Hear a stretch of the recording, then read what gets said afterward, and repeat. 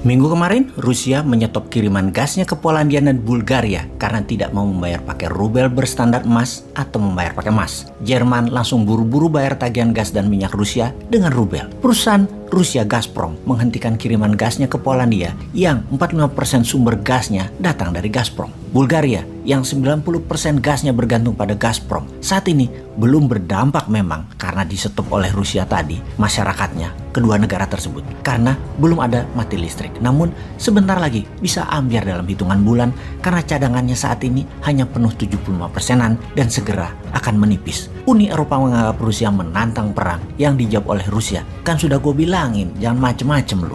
We warned you already. Kita semua tahu sejak sebulan yang lalu Putin membuat keputusan semua produk Rusia dibayar pakai rubel. Kirill Petrov, Perdana Menteri Bulgaria, kesal dan menganggap pihak Rusia melanggar kontrak jual beli gas tersebut. Namun Putin tidak peduli. Kita juga tahu minyak bumi dan gas tidak mudah digantikan dengan seketika. Dibandingkan di rumah misalnya, ketika sambal botolan di rumah habis, kita bisa ganti dengan sambal ulek, sambal mata, sambal dadak yang dibuat dengan segera. Menggantikan sumbernya untuk gas dan minyak bumi, Anda harus menyiapkan jalur pipa baru, jalur distribusi baru, perlu tahunan membangunnya. Kita kembali ke Rusia yang memaksa menggunakan emas atau rubel berpatokan emas. Ini mengingatkan satu hal lagi tentang kekuatan tawar dolar yang ditantang rubel dan emas. Membuat otak liar kita yang merasakan ketidakadilan dolar mulai mendidih. Apa? Kita juga harus pakai emas. Bagaimana sebelum kita putuskan kita membahas sejarah uang dan sejarah emas sebagai alat bayar? Transaksi alat bayar di awalnya menggunakan sistem barter, di mana barang ditukar barang tercatat dalam sejarah pertamanya di daerah Mesopotamia hingga masa kejayaan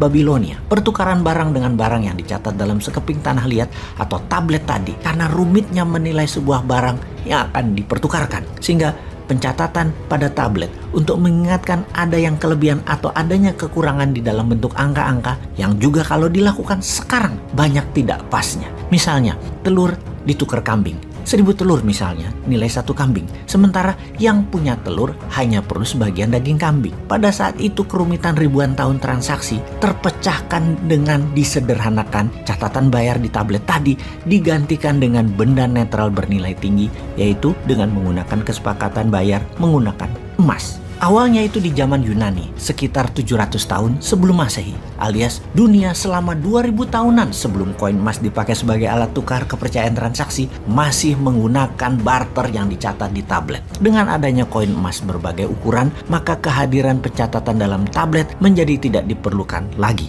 Setelah jual beli bayar pakai koin emas, putus sudah hubungan dagangnya. Koin emas juga disebut fungible karena bisa menjadi alat tukar barang apapun karena kesamaan nilai. Fast forward ke abad 14 di mana kertas dipergunakan sebagai alat bayar yang lebih ringan dan lebih rinci nilainya. Sebentar kita break dulu di sini. Kita bahas uang kertas yang ringan dan rinci ini ternyata mempercepat jalannya pertukaran barang dan mempercepat pertumbuhan ekonomi di sebuah wilayah. Bandingkan selama 2000 tahunan transaksi menggunakan barter dan tablet, ekonomi dunia belum bisa merata hanya di daerah-daerah tertentu di muka bumi ini. Lalu ketika menggunakan emas, koin emas sebagai benda fungible alat tukar, perekonomian dunia mulai bergerak kencang. Silk Road salah satu mahakarya transaksi menggunakan emas ini. Kemudian sejak abad 14, dunia meningkat lagi perekonomiannya dengan kemajuan teknologi, permesinan, perkapalan, pencarian bahan baku di wilayah dunia baru, membuat dalam sekejap Eropa menjadi benua termakmur di dunia kala itu karena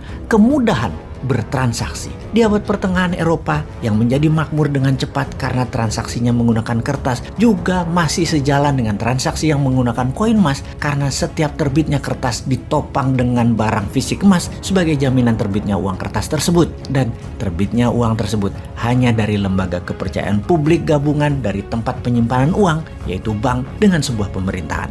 Untuk itu, akhirnya dipertemukanlah standar emas untuk menopang nilai uang kertas atau fiat money, di mana Inggris di tahun 1821 adalah negara pertama yang menggunakannya, dan sejak saat itu pound sterling menjadi mata uang dunia. Karena mayoritas transaksi perdagangan di seluruh dunia pada saat itu terbanyak adalah bermuara di kerajaan Inggris yang koloninya ada di seputaran bumi. Kemudian pada tahun 1971 Amerika dengan dolarnya yang mulai menguasai 65% perdagangan dunia meniadakan konvertibilitas emas terhadap dolar atau emas tidak lagi menjadi jaminan terbitnya fiat money dolar.